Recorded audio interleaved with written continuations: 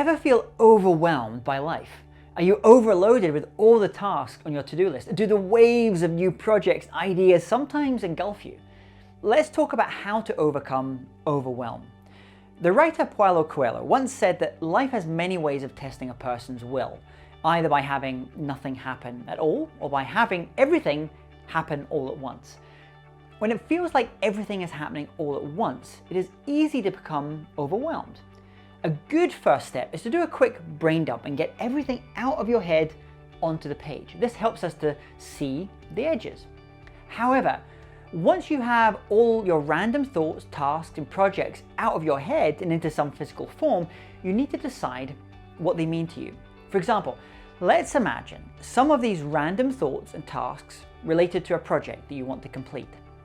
Some people like to map out all of the steps first in order to be able to see a clear picture of the major milestones, the timeline, and what that finished project must look like. This works very well for non-creative projects, as chances are there is already a template, a roadmap, or an established way of doing things. If that is the case, you simply need to ask the question, what will success look like at the end? Then ask yourself, in order for the final project or goal to be achieved, what would be a task I would need to complete just before that? And what would be the task just before that? Gradually, you work your way backwards and you arrive at the very first step or task that you should complete. In a sense, you're creating mental breadcrumbs for yourself. However, not all projects are like this. When it comes to more creative projects or longer term goals, or if you're a more experimental creative, then trying to go into this level of granular detail at the start is actually the worst thing you can do. You'll often experience paralysis by analysis. You'll quickly feel overwhelmed.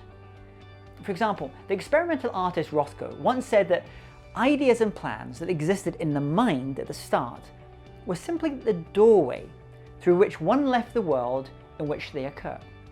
For many, a project is not so much about the goal, but the journey, to discover something about yourself and the world through the process of a series of small experiments, tasks, or tests. You may have a vague sense of where you want to go, but you're willing to see where your creativity takes you, or what your customers and your audience react best to. If this sounds like the kind of way that you go about projects, then highly detailed plans won't serve you. Instead, I suggest you follow the advice of writer Anne Lamott, who said this on how to avoid overwhelm in the process of completing a big creative project, like a novel. She said, writing a novel is like driving a car at night. You can see only as far as your headlights, but you can make the whole trip that way.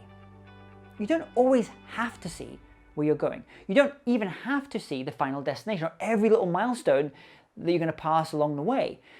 You just have to see 2 or 3 feet in front of you. For experimental creatives like Rothko or Anne Lamott or many of my Silicon Valley tech friends, they just need to focus on the very next step, brushstroke, paragraph, or sprint. Sometimes our creative life and the projects within it only make any kind of sense at the very end. In Viktor Frankl's wonderful book, Man's Search for Meaning, he said, consider a movie. It consists of thousands upon thousands of individual pictures, and each of them makes sense and carries a meaning.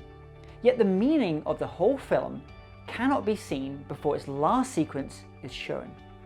However, we cannot understand the whole film without having first understood each of its components, each of the individual pictures. Isn't it the same with life?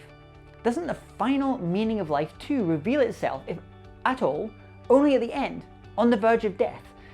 And doesn't this final meaning too depend on whether or not the potential meaning of each single situation has been actualized to the best of the respective individual's knowledge and belief? You see, to not become overwhelmed requires that we get comfortable with not knowing exactly how the movie or the project ends. What is important is that the scene that you are in makes sense and that you act it well. What is important is that you just need to focus on those next few steps. So look at your big brain dump list that I asked you to do at the start. For each project, What must you do today, tomorrow, and this week? And then commit to taking action, because there is boldness in action. Everything else on that list you can just ignore for now.